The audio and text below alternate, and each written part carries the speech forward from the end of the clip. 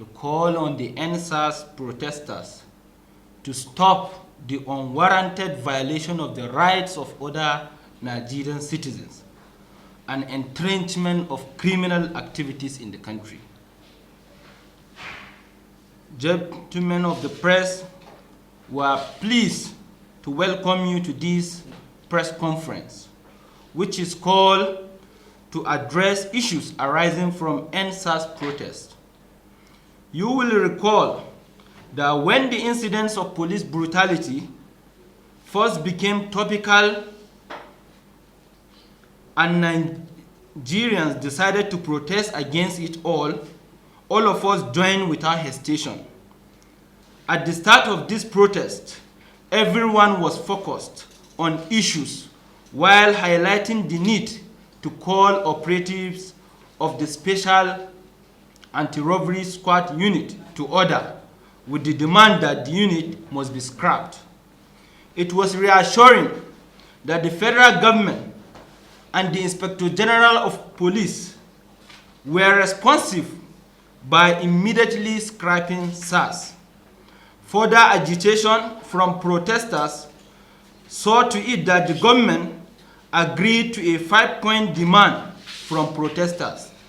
These demands were geared towards wholesomely reforming the entire Nigerian policing system. From the way we see it, the demands that were tabled included items that should be dealt with immediately on the short term, mid-term, and long term. As outlined, we realize that it will take time for each set of demand to be implemented, depending on whether it is something that will be done immediately or something that will cover a period of months or years. The logic is that protesters will then allow the government time to implement these demanded changes.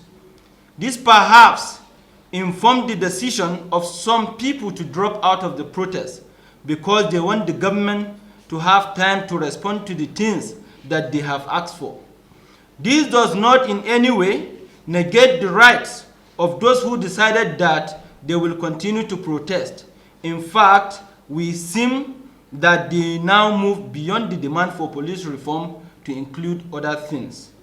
Some of them are even asking for the sack of the government, which was not something that was originally on the table. What this means is that serious-minded people return to their legitimate businesses and activities while waiting to see how the government implement the changes that they have demanded. From the way we look at it, this has made those who are still protesting to change their tactics by doing things to force others to become part of the protest. We now see them increasingly blocking roads in a way that prevents people from getting to their workplaces, from getting to their places of businesses, and even in some instances from accessing life-saving treatment. In Abuja, for instance, protesters obstructed the airport road, knowing that it is a major access for people traveling out of the city and heading to the airport to catch their flights. A particularly sad outcome from this was the case of the woman reportedly in labor who died because she could not get to the hospital for life-saving intervention. In the same Abuja city, there are reported incidents of motorists getting their vehicles smashed by the unruly protesters. In Osun State, there was the sad incident of protesters attacking the state governor. They then went on rampage and burned down a mall in the state capital. In Benin City, Edo State, protesters broke into 2 prisons and set free inmates that include hardened criminals. They killed 2 police officers and set numerous properties on fire. They also set up bonfires, obstructed free flow of traffic, and serially manhandled security operatives. In Ibadan State, protesters obstructed the road and forced people to trek long distance while those going about their legitimate business were harassed endlessly. Lives of innocent citizens have also been lost in this state. Lagos is also locked down from the protesters, who made harassment of those not supporting their protest standard modus operandi. In other cases, the information we are getting is that protesters are randomly shooting at people, killing them, depriving them of their lives, apparently in their bid to frame law enforcement agencies to be responsible for killing protesters. This perverted strategy is intended to make the government appear as being repressive and the law enforcement agencies as engaging in human rights abuses. In reality, it is the protesters that are now involved in all these human rights abuses.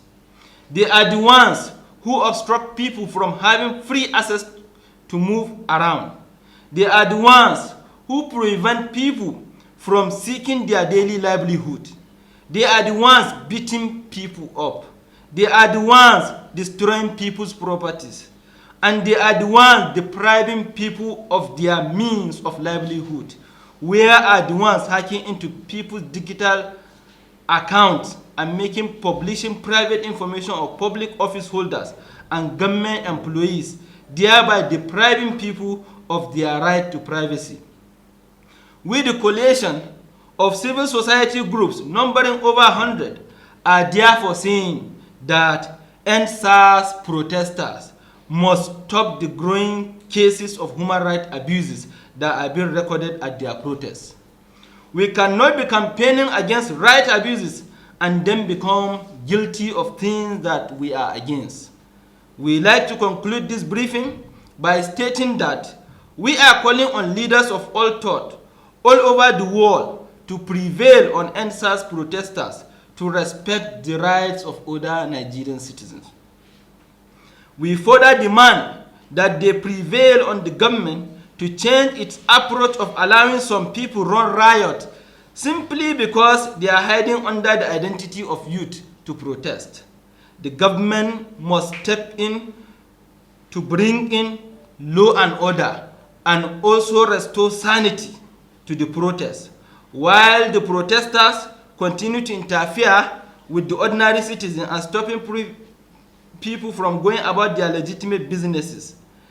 This is most unfair, inhuman, and totally unacceptable. We call on the international community, the US ambassadors to Nigeria, the British High Commissioner to Nigeria, and all men of good conscience to call the errant members of these protests to order. We fear that these innocent citizens will be forced to defend themselves if nothing is urgently done. Thank you and God bless you all.